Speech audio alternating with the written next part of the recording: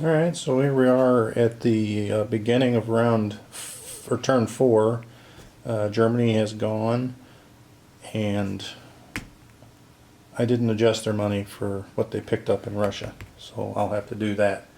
Because they attacked Russia, would they get $3 from them? Not the end of the world. But Russia should go down 3, and well, I'll just do that while I'm talking here. And then I'll have to adjust the German cash there, give them the extra cash. And then they're going to lose that $5 national objective for being at war, or not being at war with Russia. That day has sailed. Let's look at the victory objectives. Hasn't changed, still at 1 Axis, 0 allies. And not much action. Britain did walk on there. They also walked on to Brazil. I forgot to do that last turn because I just didn't see it. Nothing exciting happened up there. Germany bombed the factory for 6 damage, so that was a good one. And then they walked on all those territories on the front because Russia had backed up wisely. And there was no action in China per se, other than the UK Pacific Force that went into Yunnan was wiped. And I'm not sure if that was the right move to declare war on Japan at that point, because all these aircraft that were all over China couldn't hit China yet, so they had nothing to do this turn other than hit all these UK Pacific units all over here. So I think that might have been a turn too early on that declaration of war. I missed that one. My mistake on that one.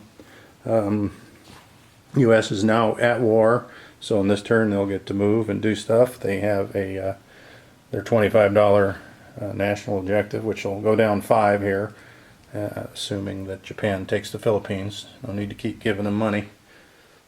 So actually it has to be a $7 loss. So here's your purchases. Pretty standard. Japan, or China I should say, if they are still around after this Japanese assault, they'll get to place their 1 guy and they save $1. And then here's your Japan is trying to ramp up to stay with the Allies, as it looks like, or the U.S., because the U.S. is building quite a bit of Navy there.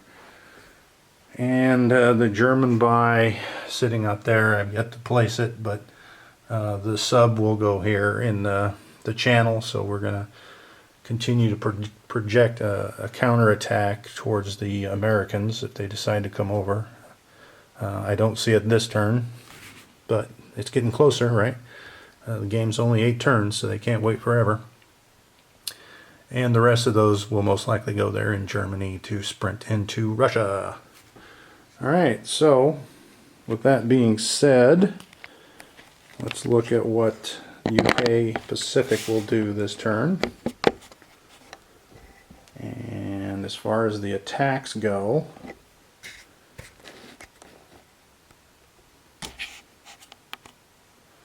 I think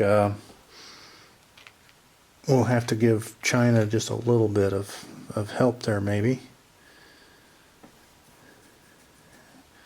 I think we'll send all 3 and then the 2 planes, and that's going to be about it, I think.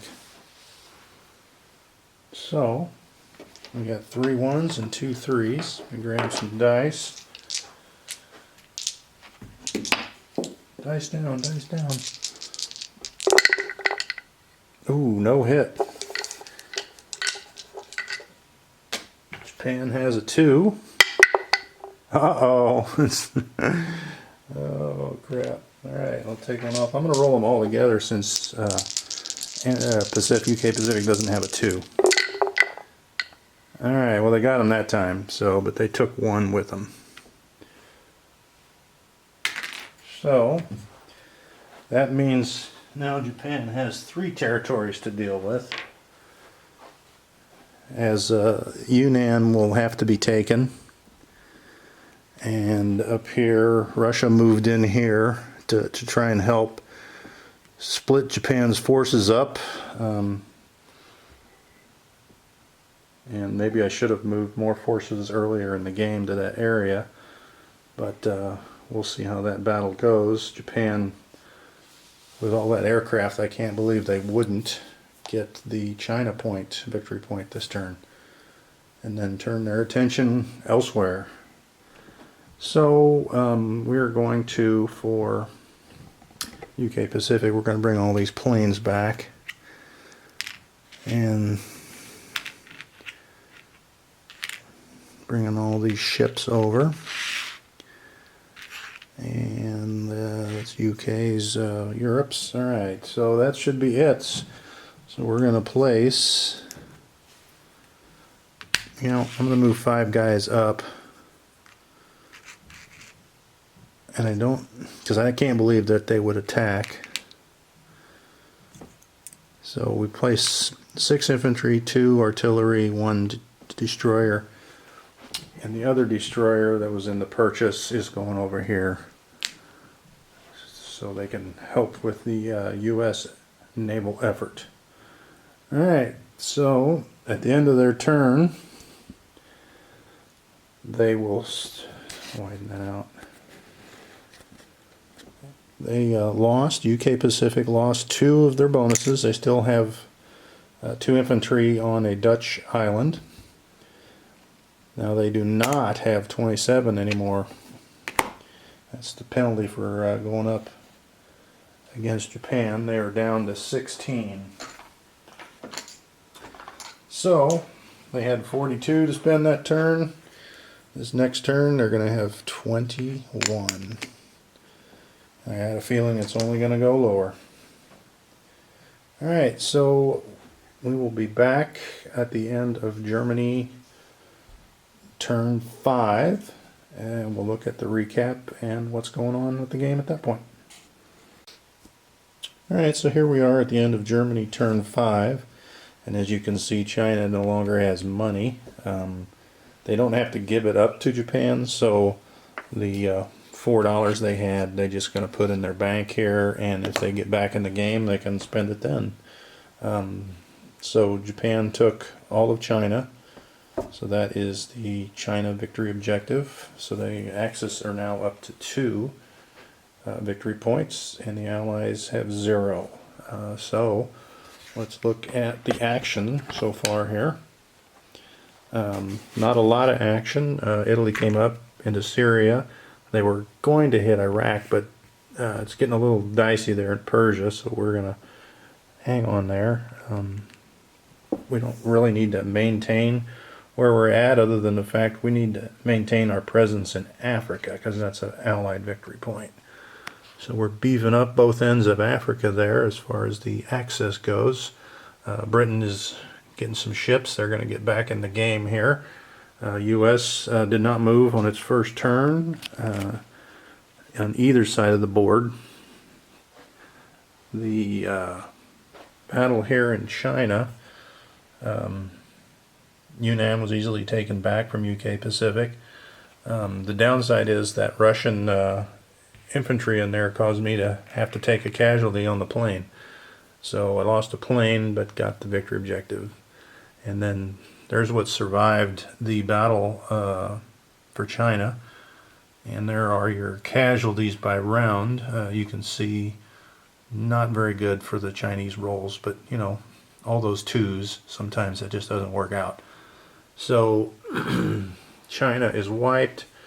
Russia declared war on Japan, knowing that, and I got that much Japanese forces there. I'm going to go straight into Russia next turn. So Russia decided not to counterattack the German pile in the middle there in East Poland, and they backed up a space and to bide some time. And Germany is closed in on a lot of the other spaces. Russia did counterattack a couple little ones with planes and infantry and succeeded. But then they were, Germany took them right back. So part of the seesaw battle. The Philippines fell, and You know, I thought Java was last turn, but maybe not. I can't remember. Well, it seems odd that that would still be sitting there by itself. So it must have been this turn 4. So there's your fleet built up to. Unfortunately, U.S. has only got 3 carriers in the Pacific, while Japan is up to 5. So it's looking a little grim. But for the Japanese on the south part of this map, it is very, very thin.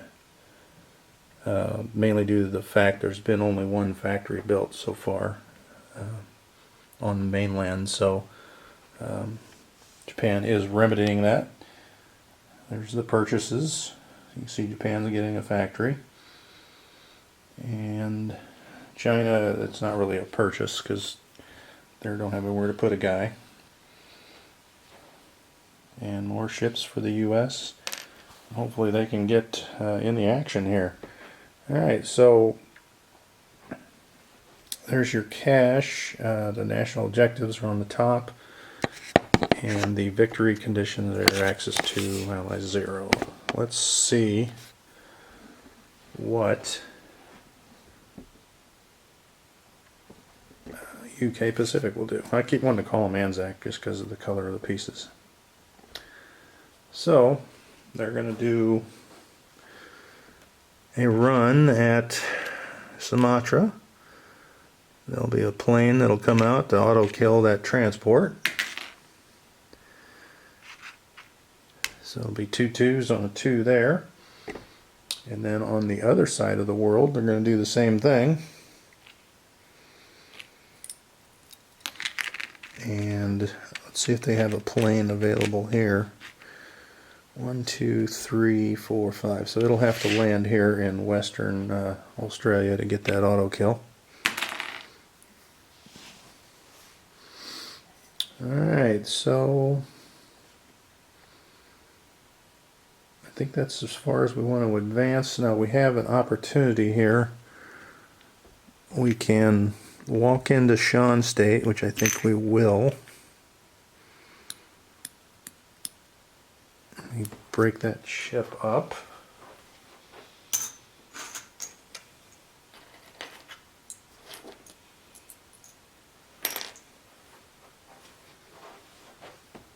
So we'll get that 1 back. So Japan will go down 1. Back up to 17 for the UK Pacific. The question is, we've got all those planes, so we've got 3 fighters and attack.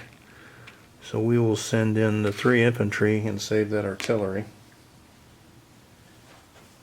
And let's see what that's going to be. We've got, I guess it's 4 infantry, 3 fighters, and attack.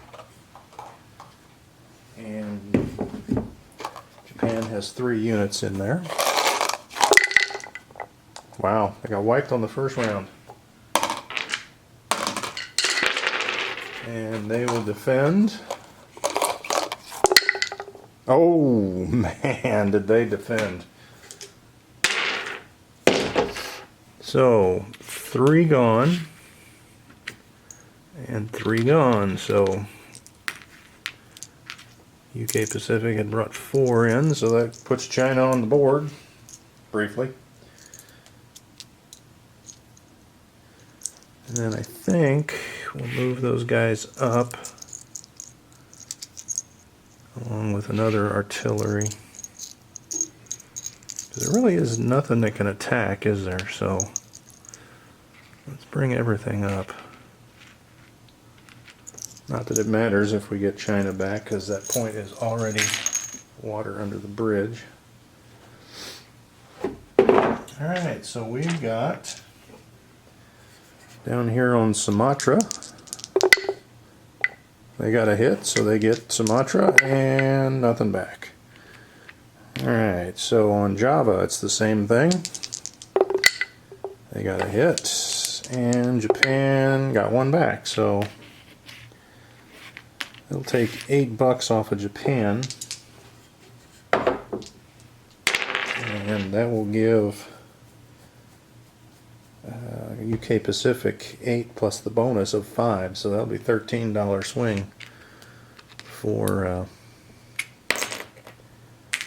UK Pacific. That can fly back. Those can fly back.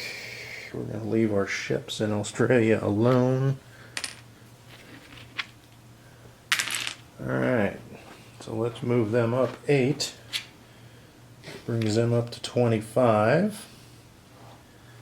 And Japan down to 49. Okay, well they dropped quite a bit there. Alright, so that will mean that UK Pacific gets a $5 objective, and they have $25 to spend. So we'll just replace that with a 25.